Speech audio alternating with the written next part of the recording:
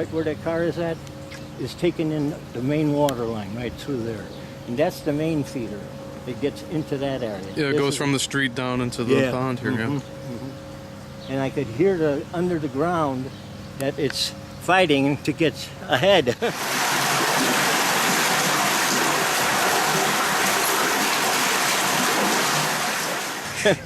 It might have to wear out some other parts yet.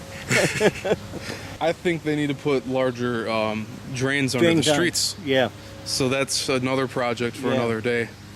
that is a fact. Yeah. That is a fact. And I'm resident of Niles since 1986. I'm an immigrant, you can hear my accent.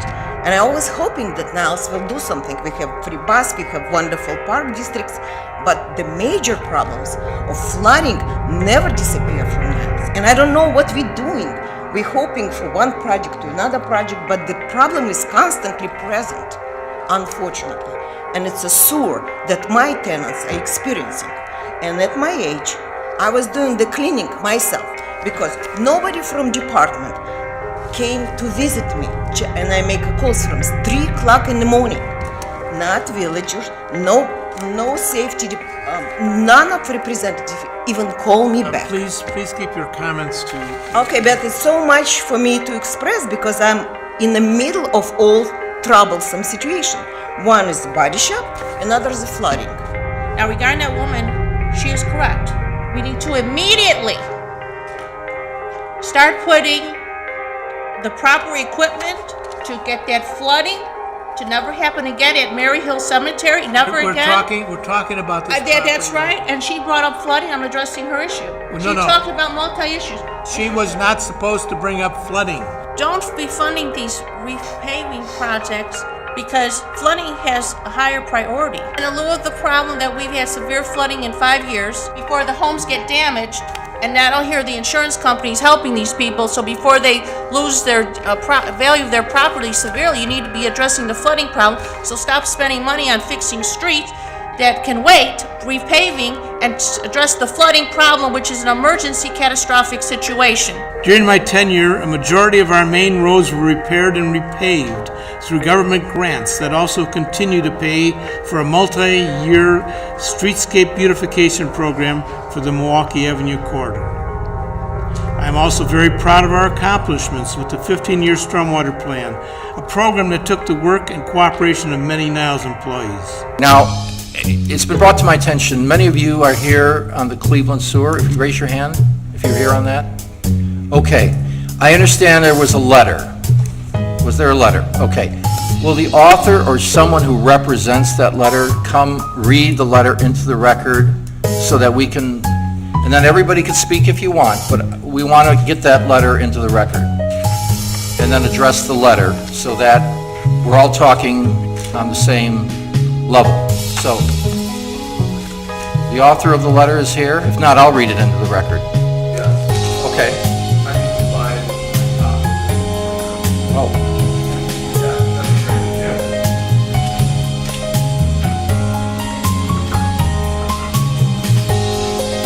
so to be clear, we're going to read the letter into the record, and then I'm going to have the Jeff from Hay and Associates speak to the letter, and then everybody can come back and speak to what is the controversy, if there is one, when it's all said and done. So, sir, please identify yourself, and if you read what you passed out. All right, my name is Stephen Yasell. The community needs to hear your voice and your story about flooding in your area at the Village Hall Board meeting this upcoming Tuesday, May 26th at 7 p.m. at 1000 Civic Center Drive. The Cleveland Street Sewer Project is about to be approved for $7.3 million. This will take the Village of Niles 2 years to implement, and it is claiming to provide relief to flooding in streets along the Monroe-Cleveland corridor, running approximately from Oketo through Caldwell. The most severe flooding is on the west side of Harlem, centralized around Grennan Heights Park. However, this is not addressing other severe residential flooding of streets with 10 to 12-inch storm sewer pipes that run underneath the streets that have now flooded doorstep to doorstep this past June. 2 years of construction, in my opinion, is not going to help the surrounding streets when we get another week's worth of severe storms. Our elected officials need to hear your individual voice on how this project will affect you and your neighbors. Residents' past flooding experiences are going to be voiced at this May 26th meeting at Village Hall, where we all have 3 minutes each to share our story. Every extra person present sends a powerful message to our Board of Trustees approving these projects. Your time and presence matters, and each new head, even just sitting in to observe, is what gives the residents' voices power. We are asking questions and receiving very few answers. Without our involvement, we risk our elected officials squandering our tax dollars with this project at $600,000 a year over the next 20 years, if it is approved. The construction would be ongoing for over 2 years, or 2 seasons, ending around 2017. Any additional unforeseen costs for this project will be requested by our elected officials if needed. We will have to pay for this project, even if it proves not to be successful in relieving flooding. We don't have 2 years to wait for flooding relief. We have been patiently waiting since 2008 for a significant solution, but not a bloated one. This is your town. Get involved. Make a difference. Bring alternative solutions. See you there. And I'm happy to see all of you here. Thank you. I'm going to ask Jeff from Hay and Associates. What's Jeff's last name? Wickerkamp. Jeff Wickenkamp. And Jeff, for those who don't know about Tier 1, Tier 2, give a little historical perspective, what the tiers were, how we got there, the public hearings that we've had, the engineering, the amount of money that we've spent so far, and finally what it's going to accomplish. Sure. As many of the neighboring communities in this area and through the greater Chicagoland area, 2008 with Hurricane Ike led to devastating flooding, and all those communities have been working on solutions to flooding since then. Niles has already implemented several large projects last year, well ahead of many other towns that are still hoping to get their first project started as a result of that work.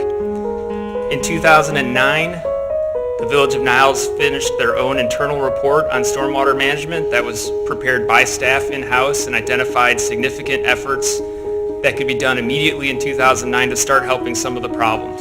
What they also identified is that some of the areas needed more detailed study by experts who understood and only studied and worked with stormwater for a living, which is what Hay & Associates did. And since 2010, Hay & Associates has been working with the village to study, analyze, and identify these solutions in the village. In 2012, we finished our first report, which identified close to $30 million of potential projects that could be implemented in the village. They are separated into 2 tiers. Tier 1 was about just under 50, they were about equal. It was about $14,600,000 of projects in Tier 1. And those projects were identified as the best value, the best bang for the buck. What are the projects that Niles could start on immediately and in some ways, service the most houses, reduce flooding at the most houses for the least cost. So you would start with the highest value projects and then work your way down. Tier 2 projects were valued at close to $16 million, or just over $16 million, and those were projects that were also thought to be wonderful projects, but didn't serve the same number of properties, or it was more expensive per property that it accomplished. In March of 2012, we had an open house meeting at the Senior Center where several hundred, over 100 to 200 citizens came, visited with the engineering staff, visited with Niles staff and members of the Stormwater Commission at that time to review these projects, ask questions about these projects. We had computers on site. People could look at their individual property and see if either of these 2 tiers were going to help them. And they help quite a few people, but they don't help every house because there are certain properties in the Village of Niles that just, are either isolated or in smaller groups. And it's not that we haven't identified those or want to help those. It's just we have to start with the greatest good for the greatest number of people and work our way down. Following some additional flooding in 2011, 2012, other agencies such as MWRD and the state of Illinois said, send us your list of projects. If you've identified projects in your community that you think are valuable, send them to us and see if we can help. So we sent this project, the Cleveland Sewer Project, the one we're discussing tonight, to the Metropolitan Water Reclamation District and showed them that this would serve over 140 houses, improve flooding at those homes, and showed them the cost of the project, and that agency agreed to cost share with the village to $2 million. And so the fact that the village was able to take this engineering and the study and the work preparing to be ready for that moment when a bigger agency wanted to know, who had the best plans in the county. I heard there was over 500 projects, solicited that were submitted by various communities for that funding, and 11 received funding as part of that project. So Niles was very fortunate to get that assistance from the district, and that was in large part due to the preparation that Niles did in 2009, 2010, and up to 2012 to prove that this was a good project that would serve many people. So at the original, in 2012, we had originally estimated the construction cost for that project to be $6,700,000. The bid that's under consideration tonight is for a little bit over that. That's not including the $2 million that the district is going to also contribute towards that project. So the idea that the village could get this project constructed for in the neighborhood of $5 million, for the benefits it provides to Niles is just, in my opinion, tremendous. And if you look at some of the price tags in the newspaper of other communities, neighboring communities and nearby communities that have projects in the tens of millions of dollars that they're considering, and really struggling with those price tags, when you look at this $5 million project, it's just a tremendous benefit and a tremendous opportunity for the village to build something with the district's assistance. The district didn't say spend $2 million on anything. They said to spend it on this project in particular. It's true that the project, it doesn't help everyone in Niles, and that goes back to the Tier 1. We had to identify projects. If we were going to help everyone in Niles, the project would be everywhere in Niles, but it's the Cleveland Street Sewer Project, so it noticeably has a benefit in that neighborhood, and again, that's why we have Tier 2 and other projects under consideration, to help the other areas of Niles and continuing to work on this. It's a process, and it will take time, and every community is faced with that same reality. All right, now, there's a first Tier 1, Tier 2, Tier 3. Please distribute to the people what all Tier 1, Tier 2, Tier 3 entails.